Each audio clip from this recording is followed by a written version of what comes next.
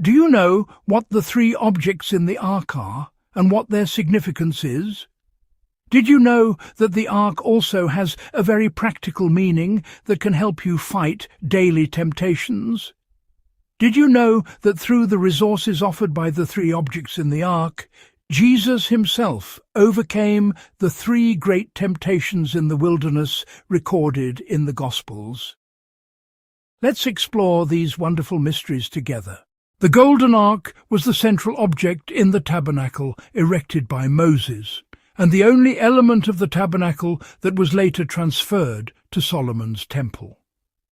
It represented the throne of the invisible God, the one often described as the God who sits between the cherubim, that is, between the two golden cherubim that were placed on either side of the ark. But the ark, made of acacia wood and overlaid with gold inside and out, was not empty. God commanded that three sacred objects be placed in the ark: the tablets of the law with the 10 Commandments, Aaron's rod that budded, and a jar of manna from the wilderness. The three objects had a role of testimony to all generations of Israel and showed the three foundations by which God ruled over his people: the law of Moses, the manna that came from heaven, and the ordinance of the Aaronic priesthood at the tabernacle. These three objects had a very practical meaning for the people of God. They showed the three main things that had to dwell in the heart and mind of man so that he could accept and receive God's rule over him. If these three objects resided in the ark, they must also reside in the heart of the man who worshipped before the one who sat on the ark. Thus, we understand that the image of the tablets of the law in the ark inspired the prayer in Psalm 119.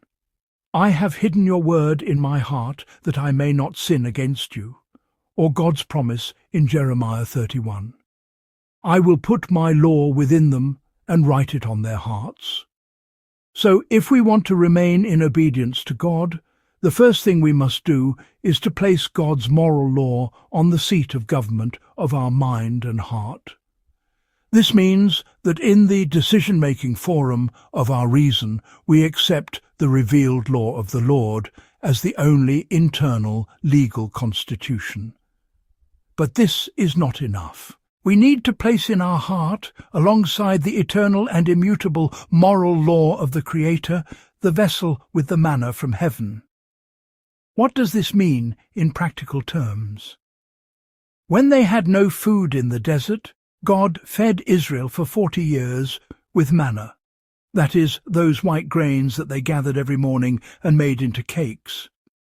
God commanded that a pot of manna be kept in the ark as a reminder for future generations, so that Israel would not forget the miracle and care of God in the wilderness.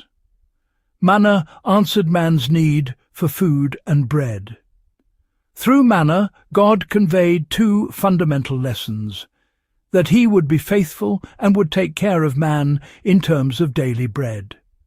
Therefore, man should neither worry about bread nor compromise in his effort to obtain bread. God, who gave and values physical life, is on man's side in this regard.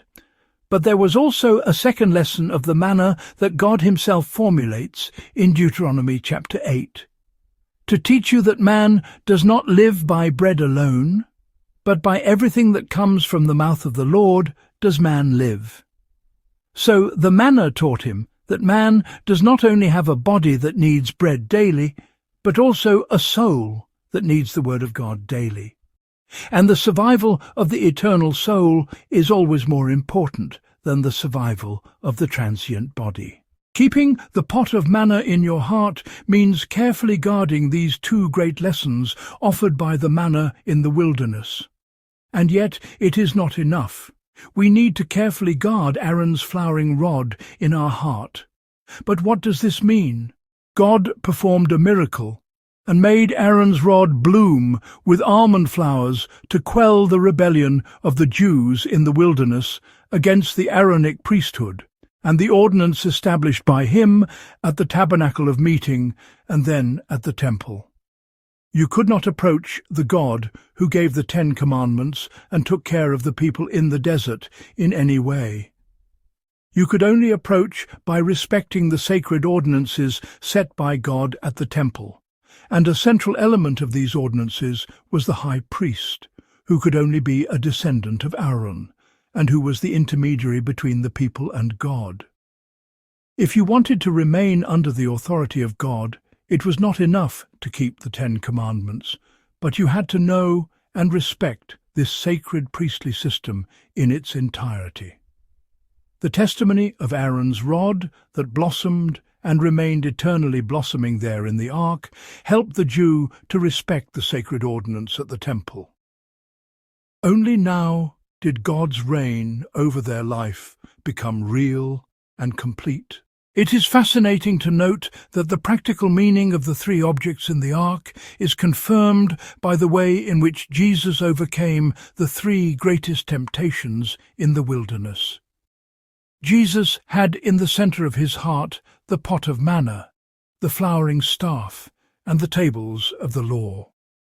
It was precisely through these 3 that he overcame the 3 temptations. Let's take them one by one. At the end of the 40 days of temptations, the devil came to the end with the 3 most powerful temptations. With the first, he asked Jesus to turn stones into loaves so that he would not die of hunger after the 40 days in which Jesus had not eaten anything. How did Jesus overcome this temptation? By appealing to the testimony of the pot of manna in his heart. Indeed, he rejected the temptation by quoting exactly from the verse in Deuteronomy 8 that referred to the lessons brought by the manna from heaven, namely that man does not live by bread alone, but by every word that comes from the mouth of God. In the second temptation, the devil placed Jesus on the pinnacle of the temple in Jerusalem and urged him to throw himself off, so that God would save him through a miracle, and thus show all those gathered at the temple that he was God's chosen one. So this second temptation is linked to the ordinance of the Jewish temple. Jesus overcame this temptation also through the testimony of Aaron's rod, carefully kept in the center of his heart. Jesus did not come to defy the temple and the Jewish law, but to fulfill it.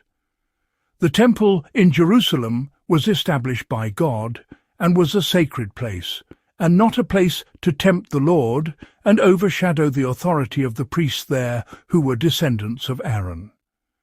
Aaron's rod also reminded him that it was not Aaron who invoked and forced the miracle with his rod that blossomed to defend himself and reconfirm his identity before the people who challenged him, for such a thing would have meant tempting the Lord. But the Lord initiated the miracle with the rod to defend him before the rebels. Through the third temptation, the devil asked Jesus to worship him in exchange for the glory of the whole world. Jesus overcame this temptation because at the center of his heart were the 10 Commandments of God. He rejected the temptation by citing the first commandment of the Decalogue, which stated that only God should be worshipped. Jesus therefore carefully placed at the center of his heart the 3 sacred objects from the ark, the law of God, the jar of manna, and Aaron's blossoming rod. Thus he overcame the 3 great temptations in the wilderness and proved that he is the new and true ark of God, a wonderful ark in which the Father fully dwelt, which walked among men and now could be touched by men. And if this is how Jesus, the Son of God, overcame the temptations of the evil one, it means that only by following his example will we also overcome the temptations that attack our souls. We must let God fill our hearts with the 3 great testimonies. First, let him write in the center of our hearts his commandments and laws that will be for us the only authority and constitution that will govern our lives. Then let us carefully preserve the jar of manna, that is, all the pillars of remembrance in our lives through which God has proven his faithfulness to take care of us physically and spiritually, to nourish both our body and our soul in times of trouble. And last but not least, let us place the blooming almond rod in its place of honour, which for us now, in the new covenant, no longer represents the Aaronic priesthood, but the better intercession brought by Jesus Christ. The rod that, although dead, blossomed and remained forever blooming, was a prophetic image of the death and resurrection of Jesus, who after the resurrection no longer dies because he lives forever to intercede for us at the right hand of God. For our heart, the blooming rod refers to guarding at the cost of life the truth that we can only approach God through his Son, Jesus Christ, the only mediator between God and men. But the practical lessons of the three objects in the ark will continue in a new video through which we will discover from the book of Revelation how these three sacred objects will help believers defeat the three great attacks of the Antichrist in the time of the end. So, see you again in the next episode. Please subscribe, comment and share.